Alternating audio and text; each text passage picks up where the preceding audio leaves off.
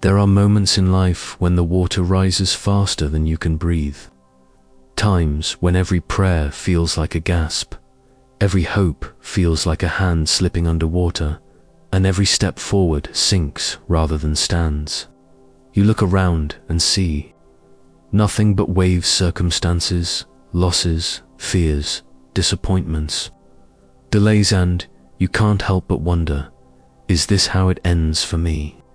But in the kingdom of God, drowning is never the story.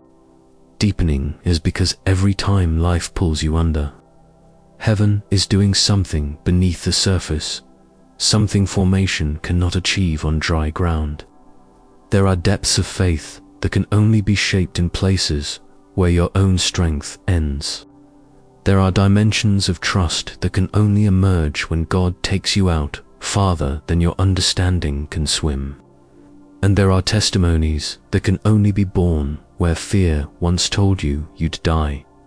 You don't drown in the waters God leads you into, you transform in them. God never uses shallow water to build deep souls. Shallow water is safe, predictable, comfortable, but nothing grows in the shallow, at least. Nothing that matters. Shallow faith is fragile faith. Shallow trust collapses when the wind rises. Shallow devotion dries up when seasons shift. So God, in His severe kindness, brings His children into the deep, not to punish them, not to scare them, but to strengthen them with what shallow water could never give, a faith that does not break, a heart that does not bow to fear, a spirit that does not yield to storms. Deep souls are carved, not gifted. They are shaped, not delivered. They are grown in waters that feel overwhelming, but are actually transforming. If your life feels deep right now, confusing, heavy, stretching, it's not because God abandoned you. It's because He's building you, and depth is the only place strong foundations are formed. When God is preparing you for something bigger, He takes you deeper first. The water is high because your calling is higher. One of the greatest misunderstandings about hardship is thinking it happens because we failed. But often, hardship happens because heaven is preparing us for a higher assignment. The waves rise, not because God is absent, but because your purpose is rising. There is always a pull before a rise, a stretch before a strengthening, a wave before a wonder. Those who carry deep callings often face deep waters. Moses experienced it. David lived through it. Esther stood in it. Paul was shaped by it. And Jesus walked into it. Depth is not the sign of divine displeasure, is the proof of divine intention. God never lets the water rise unless there is something in you He intends to raise. So if the flood feels fierce, it's because what God is building in you requires capacity, and capacity is never found at the surface, it is born in the deep. What feels like drowning is often God dislodging what cannot go with you. Sometimes the water isn't trying to take you out, it's trying to wash something off. Fear, pride, dependence on control, identities, outgrown relationships, false securities, unhealthy attachments, wounds that pretend to protect but only poison. God uses deep waters, the way fire uses heat, not to destroy, but to refine, not to end you, but to free you.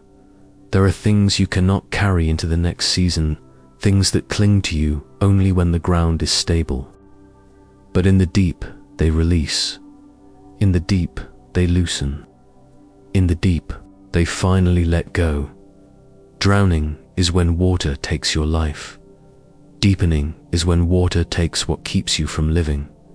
This is why God sometimes lets us sink, but only to the point where surrender begins. Because surrender is where transformation starts. When God allows you to sink, it's so you'll discover who holds you. Think of Peter, bold, impulsive Peter stepping onto the water. He wasn't drowning because the water was strong. He was sinking because his gaze shifted from Jesus to fear. But Jesus didn't let him sink to punish him. Jesus let him sink so Peter would learn something deeper. Fear cannot drown you when you belong to the one who walks on what threatens to kill you. Your circumstances may overwhelm you. Your emotions may drag you down. Your doubts may push you underwater. But Christ's grip outpowers every wave. His reach is longer than any fear. His presence is stronger than any storm. You are not sinking alone. You are sinking into his hold. Sometimes God lets you feel how weak you are so you can discover how strong his arms have always been. The deep places reveal the voice you couldn't hear on the surface. Storms are loud. But God's whisper is louder, just not to your ears, but to your soul. And there are whispers God can only speak when the surface world fades from your control. On the surface, you rely on your plans. In the deep, you learn to rely on his presence. On the surface, you cling to your understanding. In the deep, you cling to his heart. On the surface, your faith is intellectual. In the deep, your faith becomes experiential. Deep waters are divine classrooms, and God teaches differently there. He teaches you that peace is not the absence of chaos, but the nearness of Christ. He teaches you that trust is not a theory, but a discipline. He teaches you that surrender is not loss, but liberation. And most of all, he teaches you that he is not just the God of the breakthrough, but the God of the in-between. Every deep season prepares you for a greater shore. No water lasts forever. No storm rages indefinitely. No depth stays deep without purpose. Every deep season has a shoreline. Every valley has an exit. Every night has a dawn.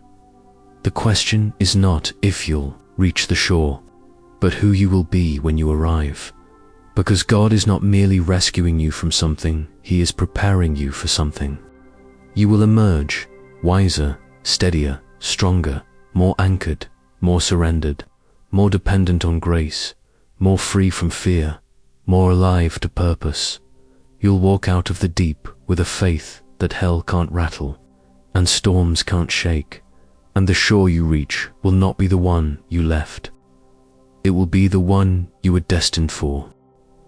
Deep water faith produces deep water authority. Those who survive deep waters become the ones who help others navigate them.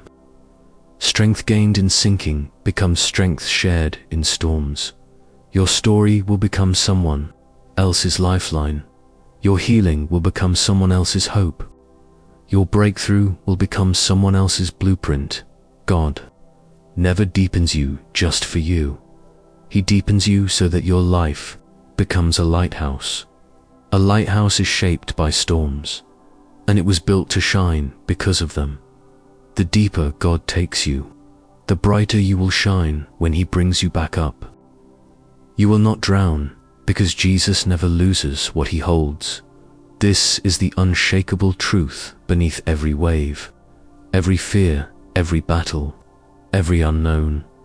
You are held not by your strength, not by your discipline, not by your consistency, not by your perfection.